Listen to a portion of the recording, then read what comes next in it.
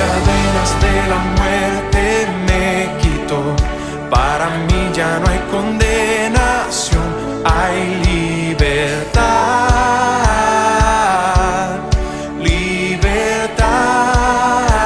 libertad. Siendo esclavo del pecado me libró, en la cruz compró mi redención y libertad, libertad. Rompió mis cadenas, me dio vida nueva y al fondo del mar echó mi maldad. Lavó mis pecados y me ha perdonado. Solo en el nombre de Jesús hay libertad.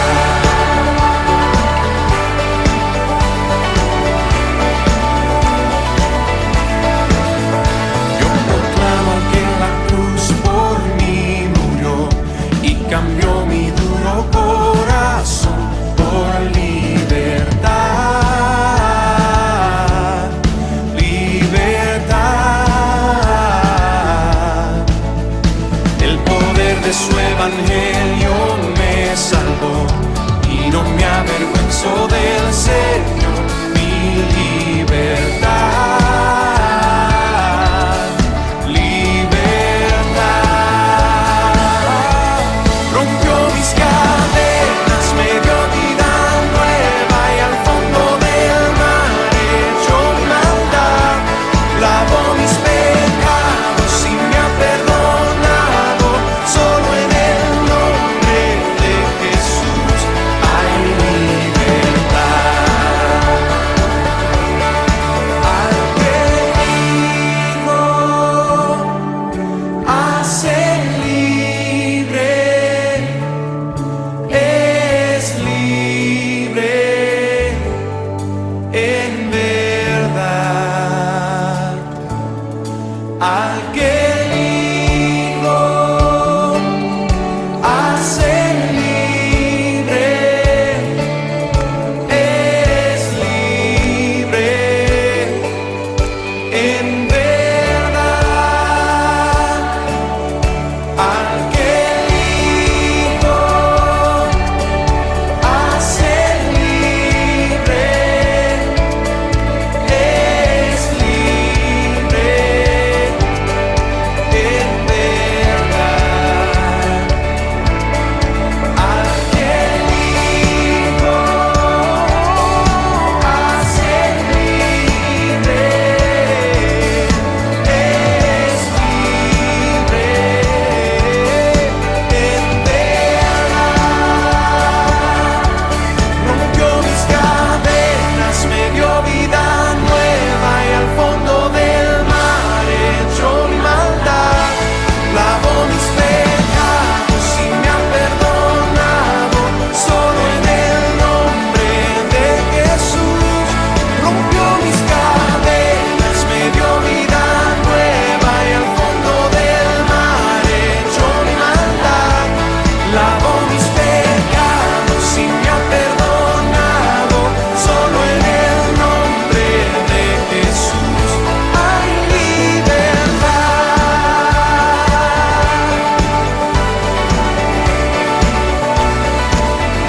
Hay libertad.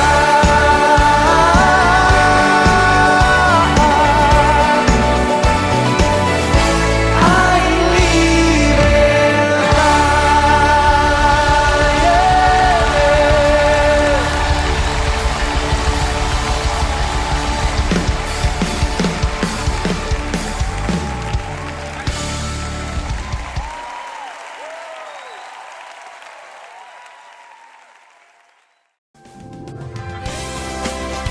Porque la fe viene por el oír, y el oír por la palabra de Dios. Prepara tu corazón para escuchar lo que el Señor tiene para ti hoy. Buenos días, de nuevo agradecido con el Señor por darnos la bendición de compartir con usted y su familia la palabra esta mañana. También agradecido con el Señor porque nos permite vivir esta semana que hoy estamos iniciando. Él ha sido fiel y justo ha provisto para nuestras necesidades, ha cuidado de nosotros y de nuestros seres queridos. Por lo tanto, ha mostrado su misericordia con nosotros.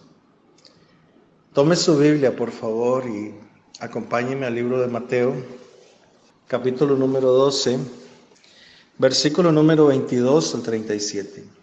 Dice así la palabra de Dios: Entonces fue traído a él un endemoniado, ciego y mudo, y le sanó de tal modo que el ciego y mudo veía y hablaba.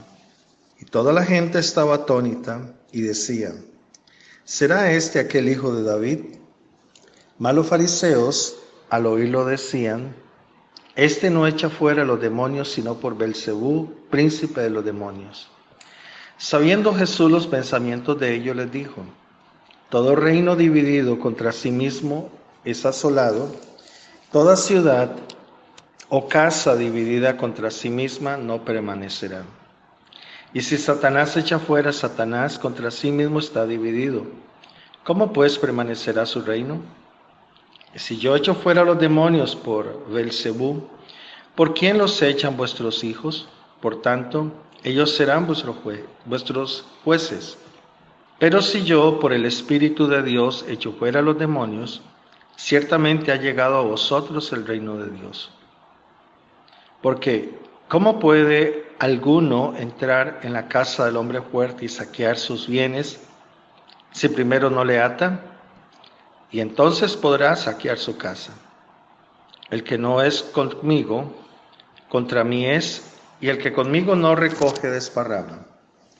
Por tanto os digo, todo pecado y blasfemia será perdonada a los hombres, mas la blasfemia contra el Espíritu Santo no les será perdonada. A cualquiera que dijere alguna palabra contra el Hijo del Hombre le será perdonada, pero el que hable contra el Espíritu Santo no le será perdonado en este siglo ni en el venidero. O haced el árbol bueno y su fruto bueno, o haced el árbol malo y su fruto malo, porque por el árbol se conoce el fruto.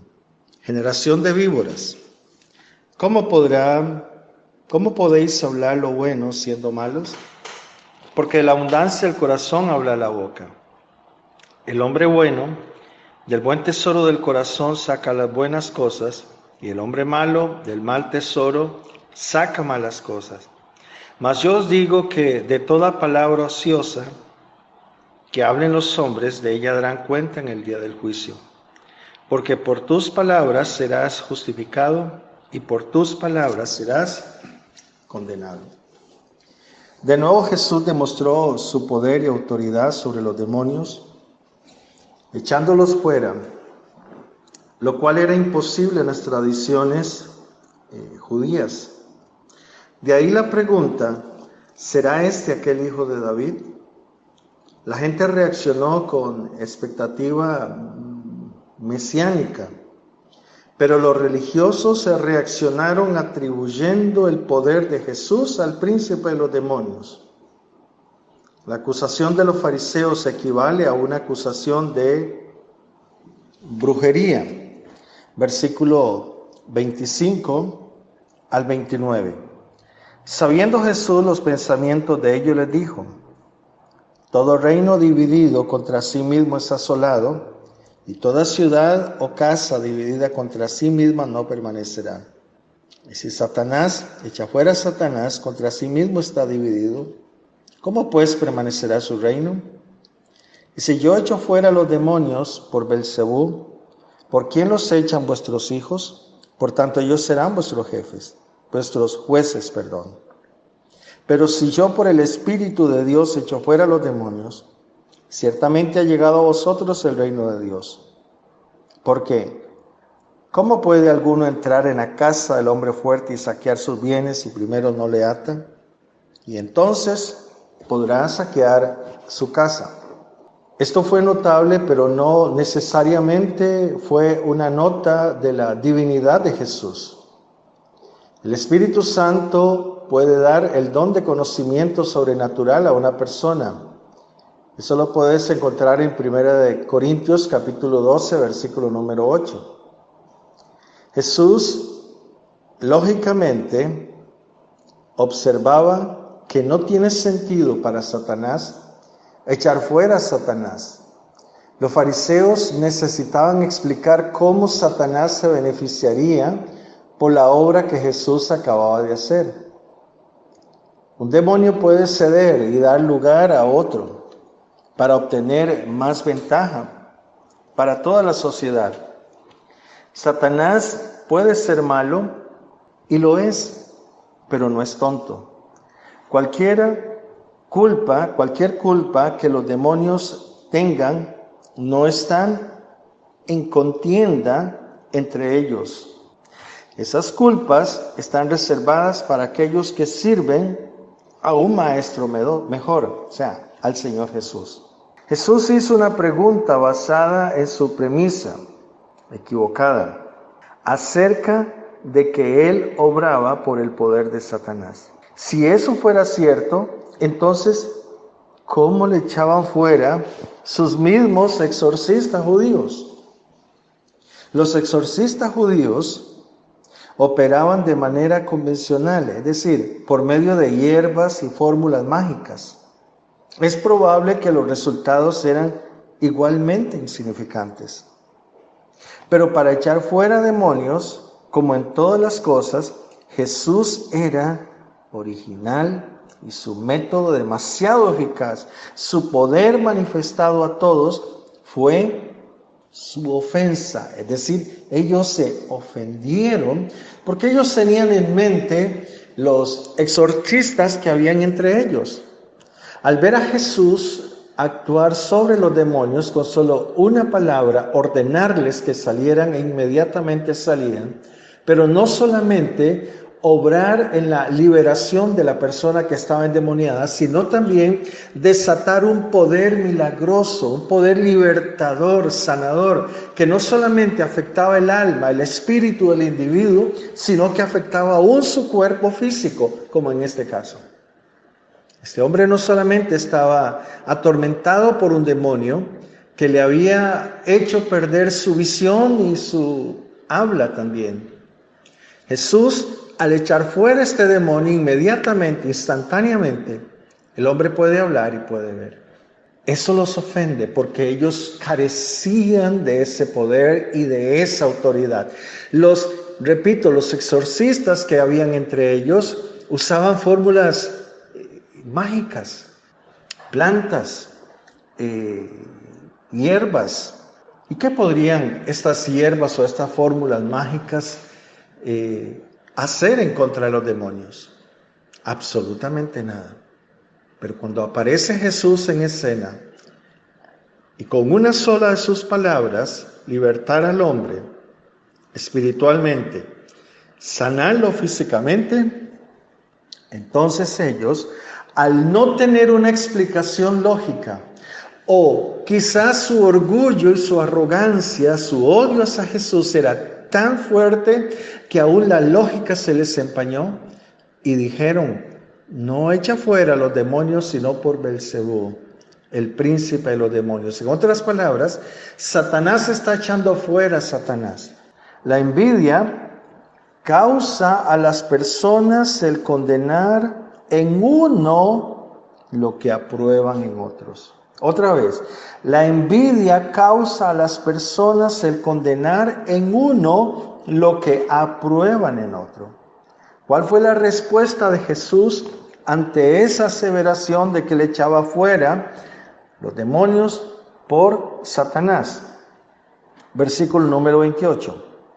Pero si yo por el Espíritu de Dios echo fuera los demonios, ciertamente ha llegado a vosotros el reino de Dios. A pesar de que nuestro Señor tenía poder en sí mismo, Él honraba al Espíritu Santo, al Espíritu de Dios, y trabajaba por medio de su poder. Sigue diciendo Jesús. ¿Por qué? Versículo 29. ¿Cómo puede alguno entrar en la casa del hombre fuerte y saquear sus bienes si primero no le atan? Y entonces podrá saquear su casa. Usando una analogía, Jesús explicó su autoridad para saquear el poder de Satanás.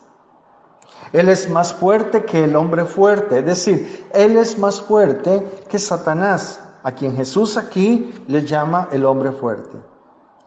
Al hacerlo, Jesús presentó un principio de guerra espiritual mientras recordamos que Jesús nos da permiso de usar su nombre y autoridad. Su mensaje era claro: no estoy bajo el poder de Satanás, sino demuestro que soy más fuerte que él, echándolo fuera de aquellos que están atados. Y el hecho de que he podido invadir el territorio de Satanás de una manera exitosa es prueba de que está atado y no tiene poder para resistir. Jesús, hablando a los judíos, en el libro de Juan, en el capítulo número 8 del libro de Juan, Él hace una declaración contundente sobre esto. Capítulo 8, versículo número 31. Dijo entonces Jesús a los judíos que habían creído en Él: si vosotros permaneciereis en mi palabra, seréis verdaderamente mis discípulos, y conoceréis la verdad, y la verdad os hará libres. Versículo número 36. Así que si el Hijo os libertare, seréis, subraye, verdaderamente libres. Este hombre podría testificar luego de que esa palabra del Señor Jesús en el capítulo 8 de Juan, el texto que acabamos de leer, fue una verdad en él, fue una realidad en él. Porque estoy seguro que esos demonios de ceguera, de sordera, de mudez que había entrado a ese hombre, nunca más regresaron. Y con eso Jesús dejaba claro de que Él había venido para atar el poder de Satanás, el hombre fuerte, y saquear su casa. Jesús mira a cada vida que es liberada del dominio de Satanás y dice: estoy saqueando el reino de las tinieblas una vida a la vez. No hay nada en nuestra vida que se tenga que quedar bajo el dominio de Satanás cuando el Señor Jesucristo, como el hombre más fuerte, entra a libertar. Y escúcheme, por favor. Si realmente has tenido un encuentro con el Señor Jesucristo y Él ha venido a libertarte, no hay por qué tener bajo el dominio del enemigo áreas de nuestra vida, porque el Señor no liberta a medias, no liberta por partes. O liberta o no liberta. O hace la obra completa o no la hace, porque Él, perdóneme la expresión, no es chapucero. Él es perfecto en lo que hace y lo que hace lo concluye. Por favor, vaya al capítulo 1 del libro de Génesis. Y te darás cuenta que el Señor no dejó su creación a medias. Cuando Él dio la palabra, todo lo que Él dijo fue hecho exactamente de la misma manera que Él lo dijo, ni más ni menos. Y una vez que su obra fue terminada por el poder de su palabra, el texto dice: y vio Dios que era bueno, y en gran manera bueno. Aleluya. Él no hace trabajos a medias. Él no entra a saquear la casa del hombre fuerte y deja habitaciones bajo el poder del hombre fuerte, bajo el dominio del hombre fuerte. No.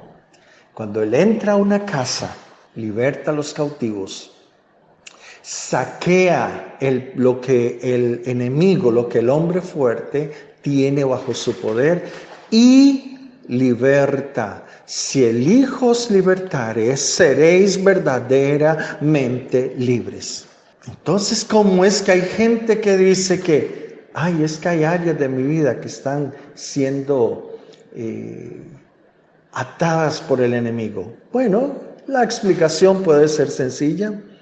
Simple y llanamente se le abre la puerta a ese hombre fuerte para que venga. ¿Y cómo se le abre la puerta? Cuando toleramos pecados en nuestra vida sin confesar y sin arrepentimiento.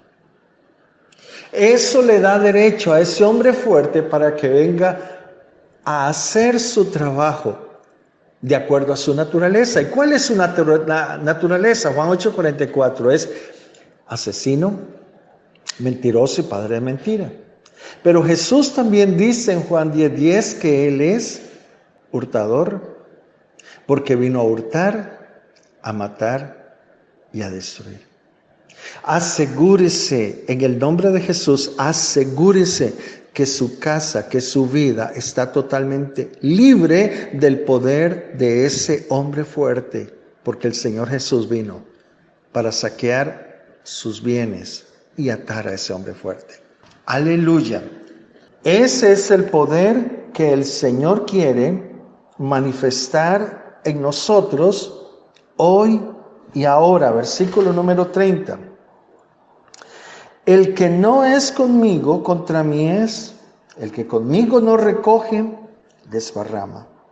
Por tanto os digo, todo pecado y blasfemia será perdonado a los hombres, mas la blasfemia contra el Espíritu Santo no le será perdonada. A cualquiera que dijere alguna palabra contra el Hijo del Hombre, le será perdonado. Pero el que hable contra el Espíritu Santo no le será perdonado, ni en este siglo, ni en el venidero. Jesús primero remueve los argumentos a una respuesta neutral con respecto a Él. Si uno no está con Jesús, está en su contra. Él establece que no existen puntos neutros, o estamos con Él o estamos en su contra, o estamos en el reino de la luz o estamos en el reino de las tinieblas, o lo amamos o lo aborrecemos, o le obedecemos o le desobedecemos. No hay obediencia media, como tampoco existe el embarazo a medias. La dama está o no está embarazada.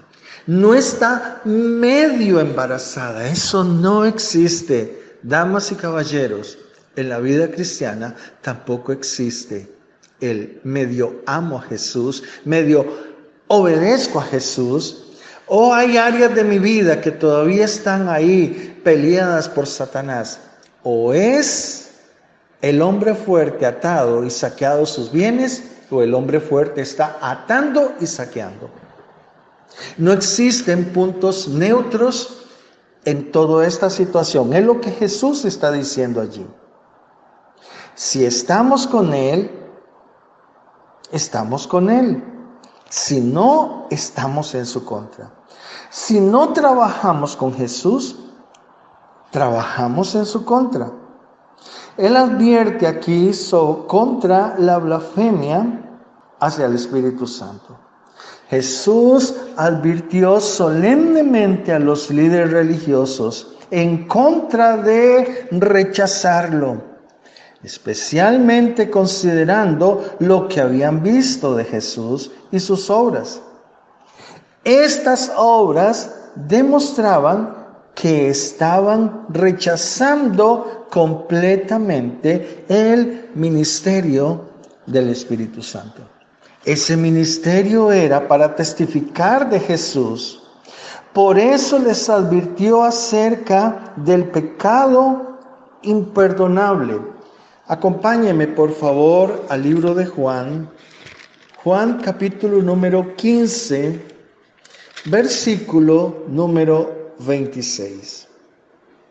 Pero cuando venga el Consolador, a quien yo os enviaré del Padre, el Espíritu de verdad, subraye eso, el Espíritu de verdad, el cual procede del Padre, Él dará testimonio acerca de mí.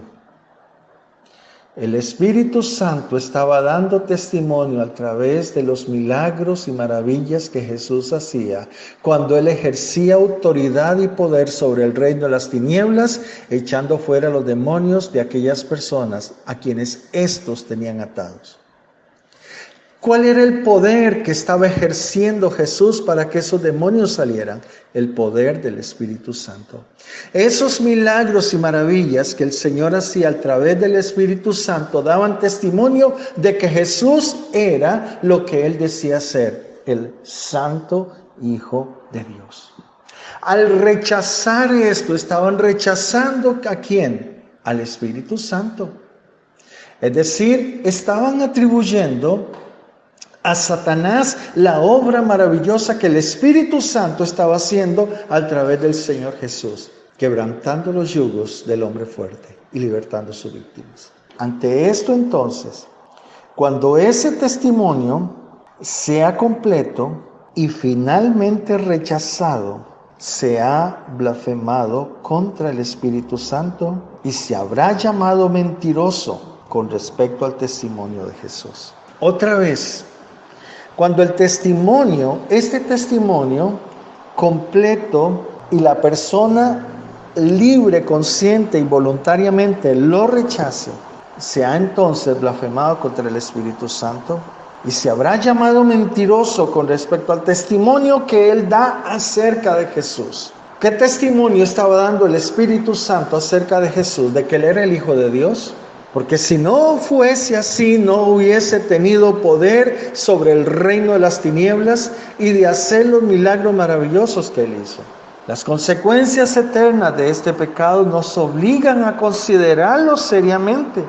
El rechazo continuo de Jesús endurece más y más en contra de él y pone al individuo en un camino de final rechazo al Señor. Es una disposición establecida de una vida que rechaza el testimonio del Espíritu Santo en cuanto a Jesús. Es decir, endurece su corazón.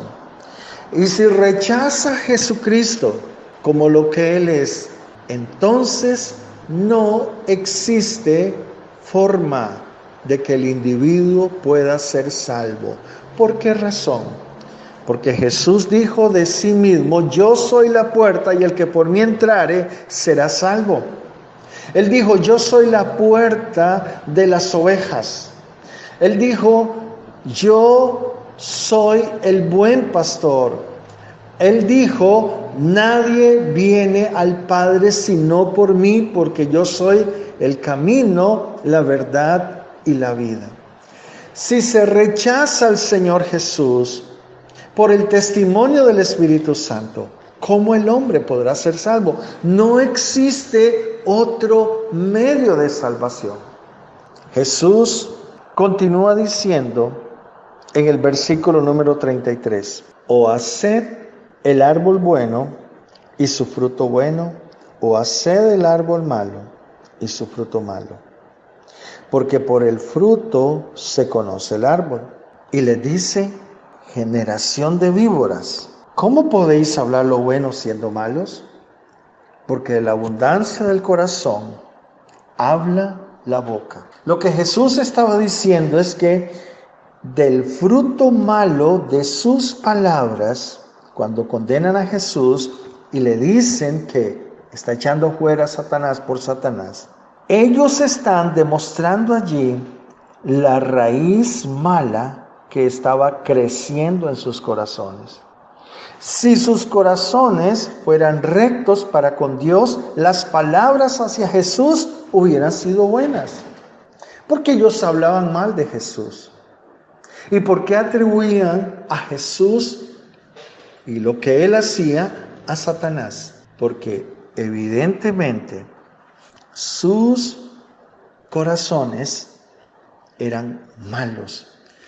Aunque externamente ellos se vistieran de piedad y la gente quizás los admirara y ellos podían recitar la Torá, enseñar la Torá en aquel momento, sus corazones no conocían al Dios del cual ellos hablaban.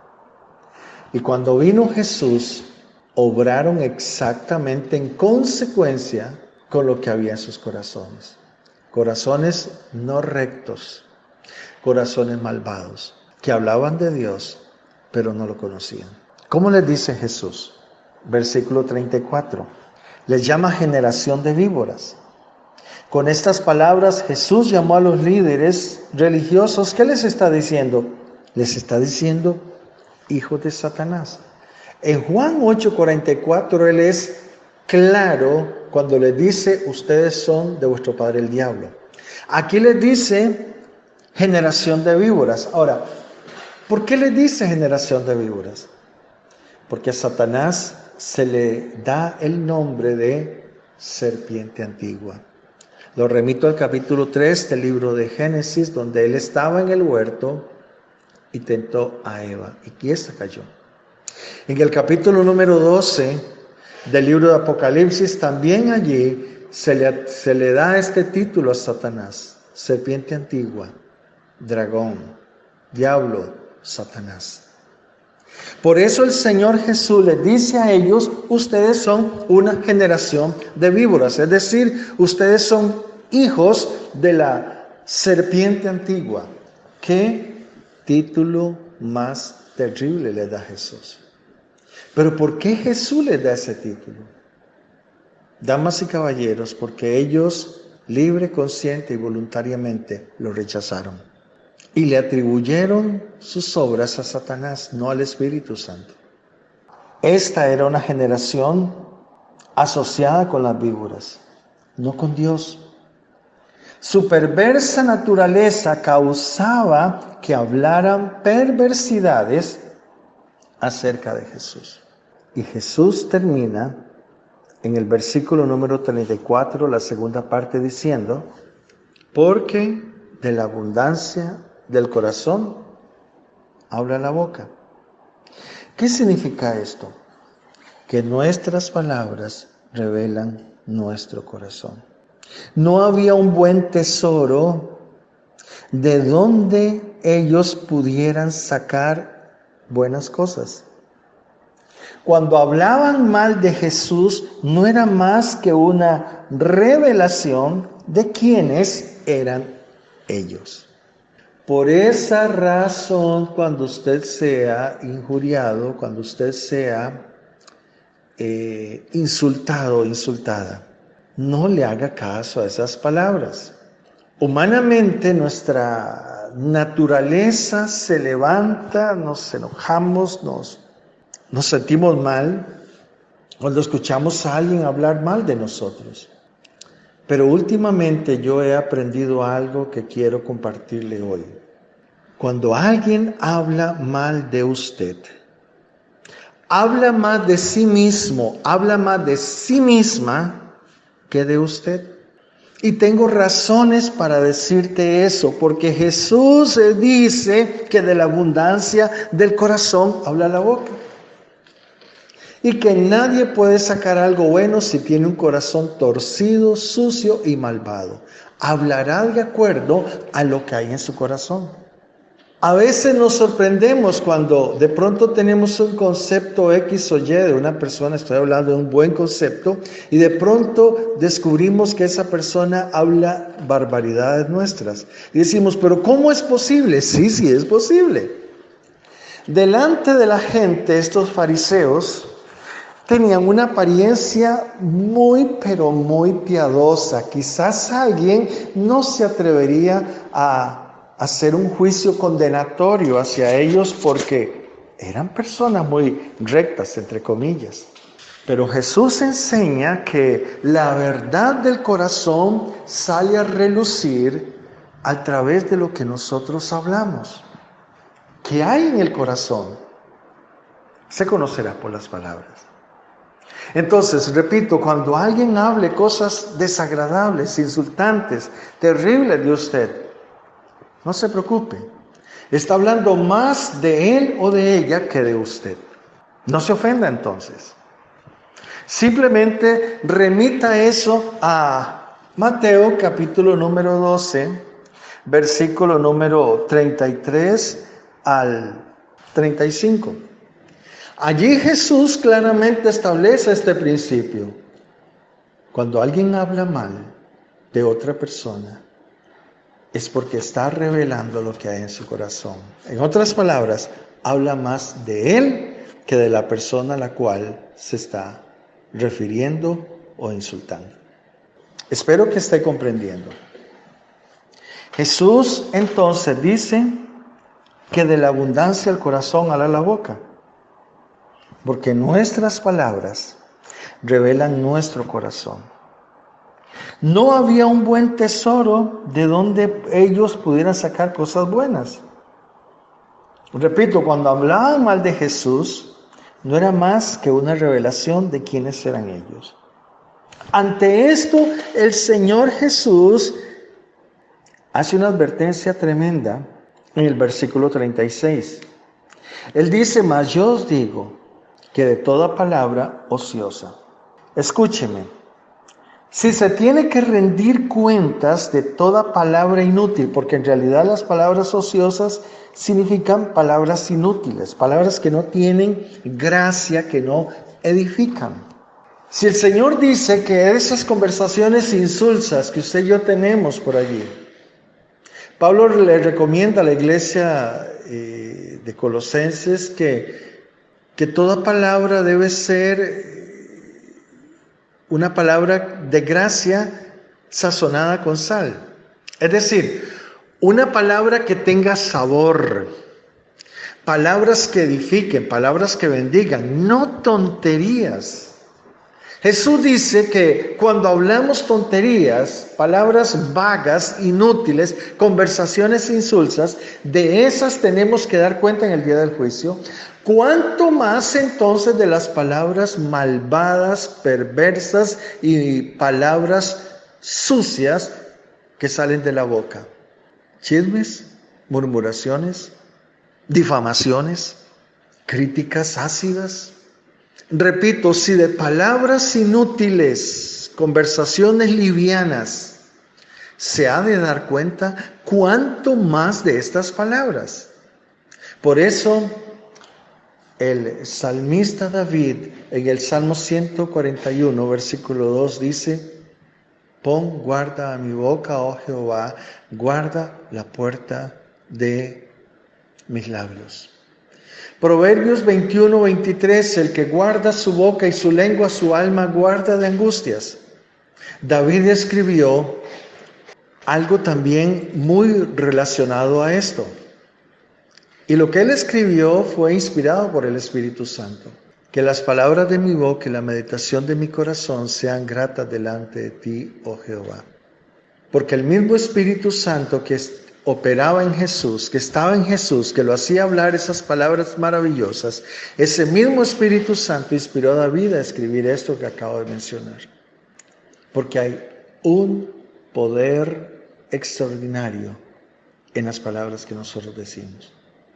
Al punto que Jesús termina diciendo que por las palabras seremos justificados o seremos ¿qué? Condenados. La palabra ociosa es una palabra que no hace nada, que no ministra gracia ni instrucción para aquellos que la oyen. Y Jesús termina diciendo: porque por tus palabras serás ¿qué? Condenado, o por tus palabras serás justificado. ¿Por qué dice esto?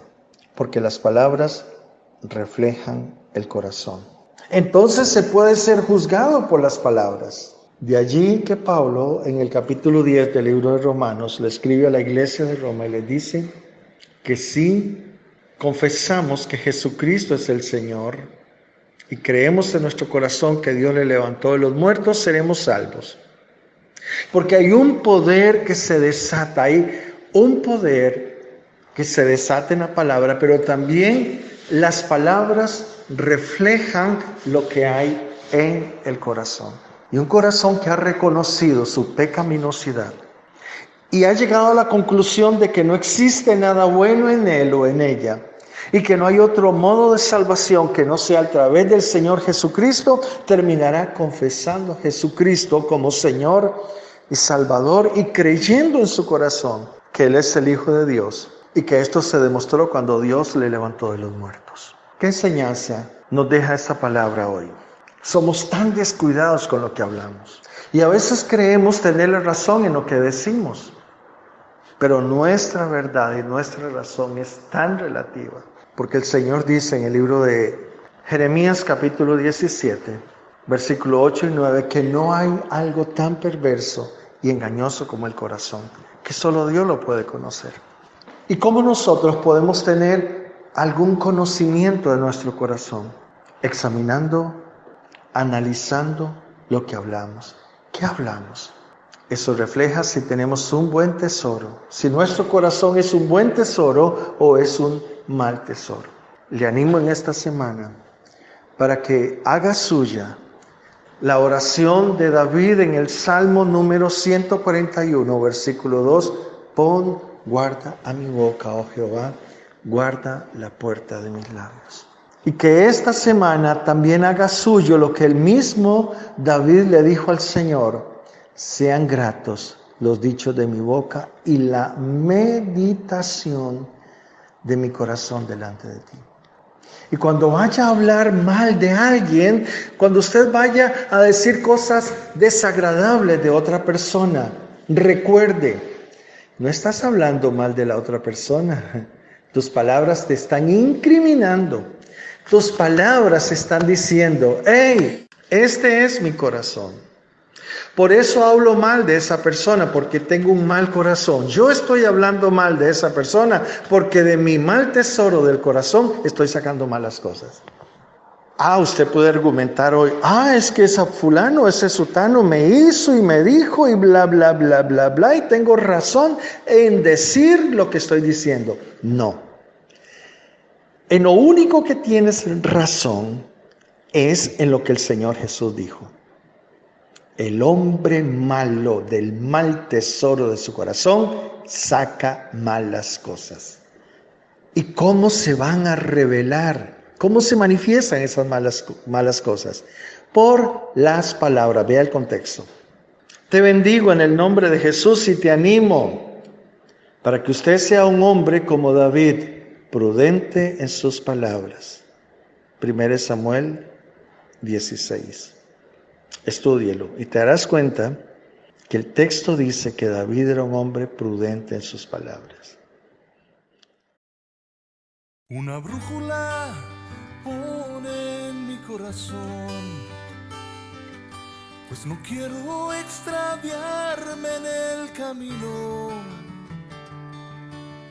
Cúbreme con tu sombra y cada día afirma mis pies.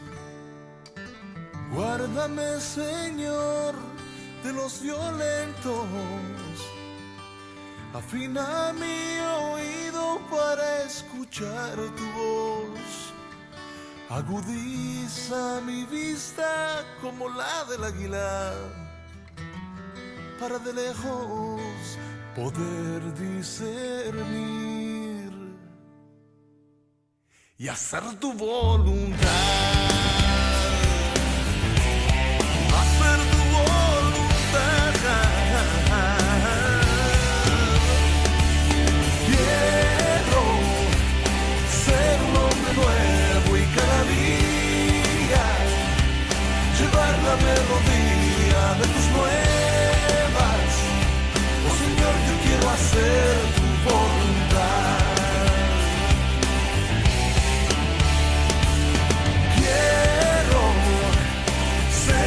De nuevo y cada día llevar la melodía de tus nuevas. Oh Señor, yo quiero hacer tu voluntad.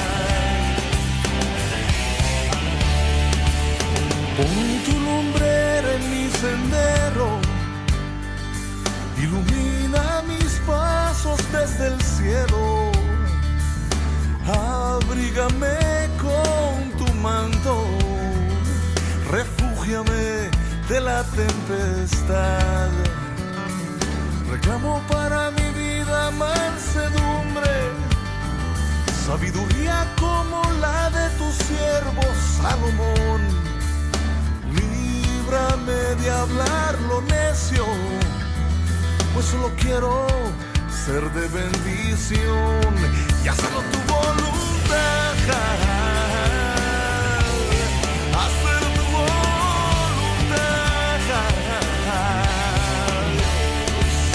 Quiero ser un hombre nuevo y cada día llevar la melodía de tus nuevas. Oh Señor, yo quiero hacer tu voluntad. Oh Señor, quiero ser un hombre nuevo y cada día llevar la melodía de tus nuevas. Oh Señor, yo quiero hacer tu voluntad. Comprendo que no soy perfecto, pero ante ti deseo andar en rectitud. Repréndeme si ofendo a mi hermano, despójame de toda iniquidad. Siémbrame en tu fundamento y raíces echaré con tu palabra. Un árbol quiero ser de frutos buenos, solo en tu amor lo puedo lograr. Yo quiero hacer tu voluntad, hacer tu voluntad. Dios, quiero ser un hombre nuevo y cada día llevar la melodía de tus nuevas. Oh Señor, yo quiero hacer tu voluntad. Quiero ser un hombre nuevo y cada día llevar la melodía de tus nuevas. Oh Señor, yo quiero hacer tu voluntad. Oh Señor.